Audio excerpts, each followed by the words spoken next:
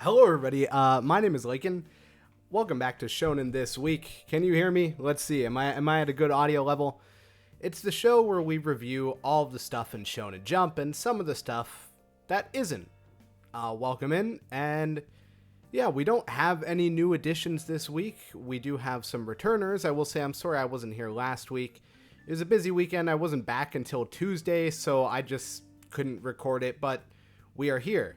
Now, I want to say before we start, I'm really close to getting caught up on Hunter x Hunter, but it didn't quite happen. I'm like 20 chapters away, and every chapter is taking so long to read now because Togashi just absolutely covers those pages in words, but it'll definitely be joining the list next week. Anyway, we're just going to start from left to right.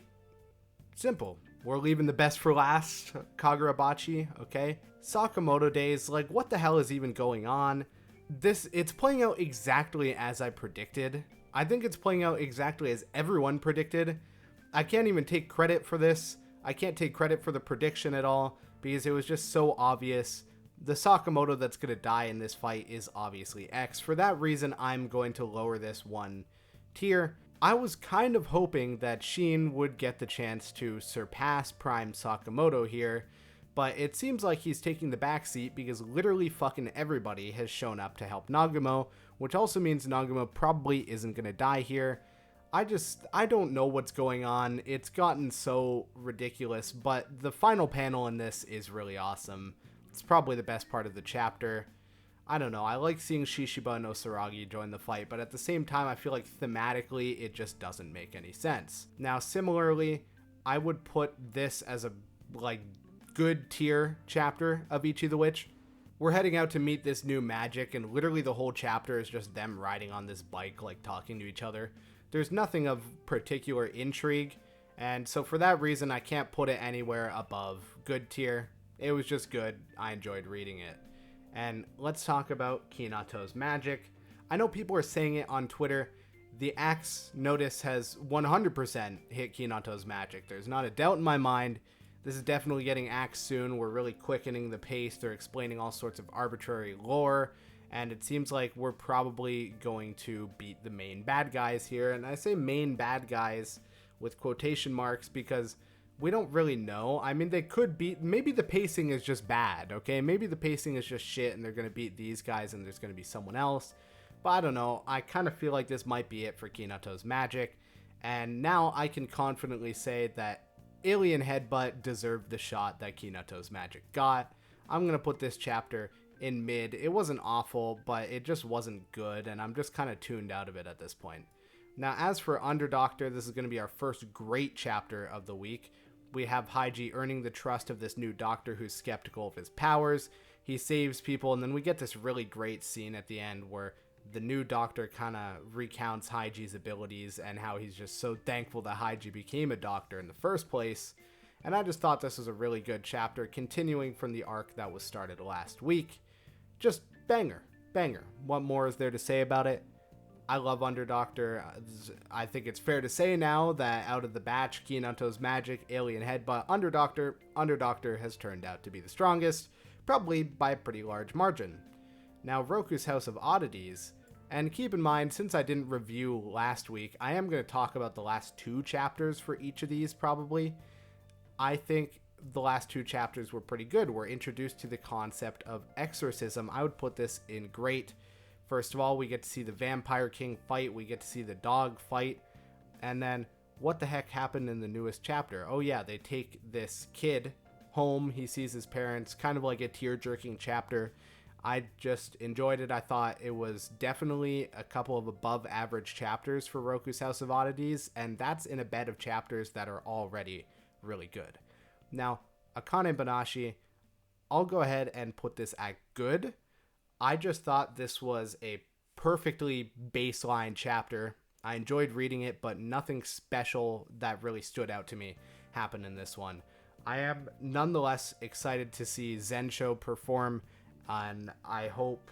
I don't know. They're building it up like there's a chance that he competes with Isho here. We all know it's not going to happen. I mean, Isho's the greatest. He's also the antagonist. I can't see him losing here, but I'm excited to see what Zensho's Rakugo looks like. nonetheless. Now, we're going to go ahead and put Drawn to the Fire in mid-tier, and it's for the exact same problem I've cited the last few times. I just feel like there's too much going on, and we are introducing new characters at a previously unheard of rate. We're introducing new characters before we even have the chance to care about our current characters. There's a couple people on the main people's basketball team that might as well be nameless. I don't know their names. I hardly even know the names of the main cast, and we're already getting introduced to these whole new teams of baddies and stuff, and it just makes no sense to me. We've got introduced to a new team of people in these last 2 chapters, and in the chapter before that, we were going against a completely different team. It's just a little too much. It's a little too much. Kind of like Hunter x Hunter. It's a little too much, but we forgive Togashi for it because he's already had like 350 chapters of bangers, so he's allowed to go a little off the wall. When you're drawn to the fire, it's just going to get you axed. I'm sorry. It's probably what's going to happen. Now, as for Animal Signal, I don't think these last 2 chapters were above average based on what we've seen so far, but they were enjoyable, and there's just lots of great character moments. They're just fun chapters to read. That's kind of what Animal Signal is about. We're not there for a story. Actually, hold on. The whole thing with the wolf guy, I might actually have to put this up to great because we got a cool new character introduction, and his whole fight with Tsubasa was really entertaining. I thought the newest chapter was actually probably one of the stronger ones in the series. Like I said, interesting new character who seems like he's going to be a consistent, like, recurring one. And also their whole fight there was just hilarious. What more do I need to say? Hal Formula, the chapters have kind of toned down a little bit. We're spending so much time before the race just deciding like who's going to get to go first that I'm kind of starting to go like, can we just get to it already? You know what I mean? We're stalling out a little bit. I enjoyed the chapters nonetheless. I can't in good conscience put them in mid because the writing and kind of the build up to the race is strong, but I can't put them anything above good in good conscience. Now, Cannon Master, this surprised me. I would actually put the 2 newest chapters of Cannon Master probably in great tier. I know it's wild. I thought the action and just kind of the writing suddenly improved in the last 2 chapters. It got a lot better. It got a lot more subtle. And the action in the newest chapter was absolutely phenomenal, and the art is really beautiful. Unfortunately, although I'm putting these chapters in great tier, I just think, I don't know if there's enough here going into the future. I don't know what's going to happen after this arc. I'm left with a lot of uncertainty, but I thought this was a really strong chapter, and I enjoyed reading it. It's the first time I could say that for Cannon Master. I truly enjoyed reading it. Now, to be Hero Destroyerz, you know, I've been on the record hating on this one a lot. I'm going to put it in mid. I thought the newest chapter was pretty bad. It wasn't that good. The chapter before it was really funny and a fairly enjoyable read. So because of that, we have one awful chapter and one chapter that I would have put in good tier. So we're just going to level it out at mid. Everything I've said about this series, I've already said in my previous videos.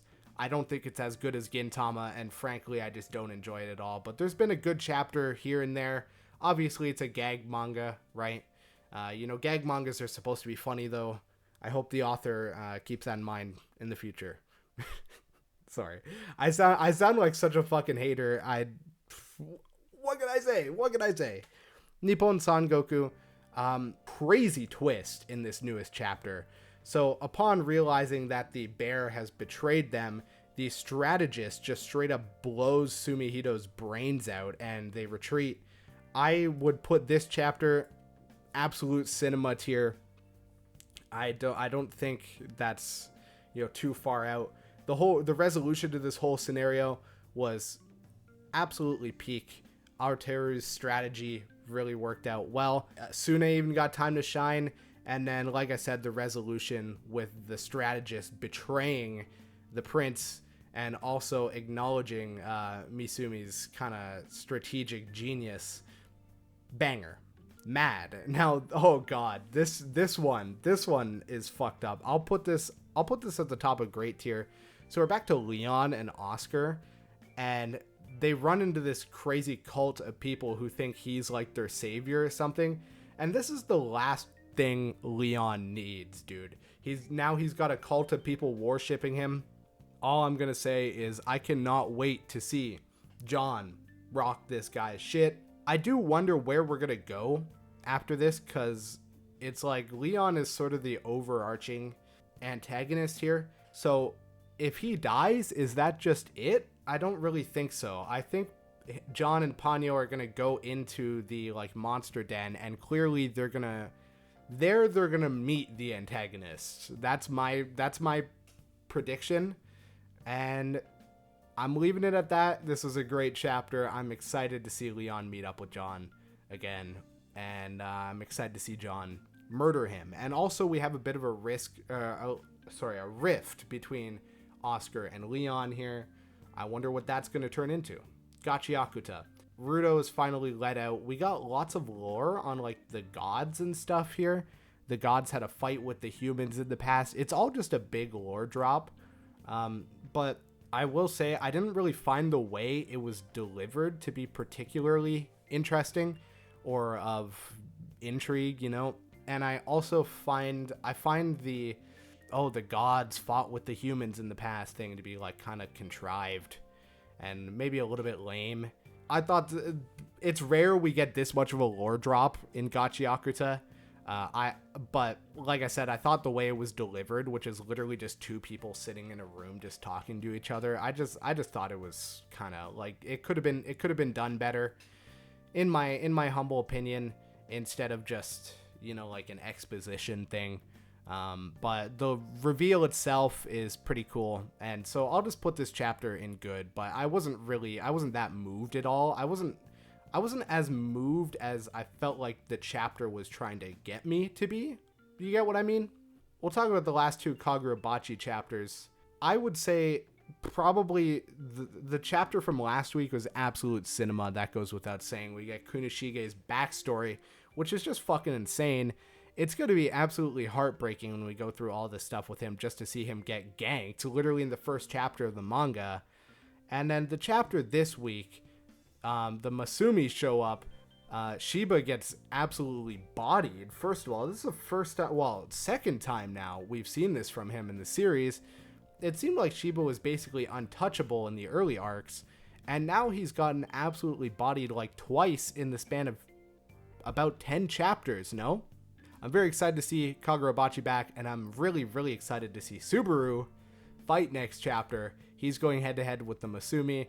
I'm assuming he's going to show off his combat skills here, and that's going to be ultimately what moves Kunishige to give him one of the enchanted blades. Do we know if Subaru was the first person to receive a blade? It seems likely at this rate. He's the closest person with Kunishige, so it would only make sense if he's the first, but it would also make sense if he's the last, because we've seen that his abilities and making a bunch of clones have been kind of instrumental in working the forge. So I'm just intrigued to see where this goes nonetheless, and it's going to be an absolutely banger chapter next week when Subaru wipes the floor with all these bums, no doubt. Now that's going to be all for me this week. If all goes according to schedule, we're going to be adding a lot of stuff to this next time around, including, but not limited to, Hunter x Hunter, and I'm very excited to talk about it. So if you enjoyed this video, make sure to hit that subscribe button, drop a like, comment down below, all that good stuff, and I'll see you in the next one. Ciao.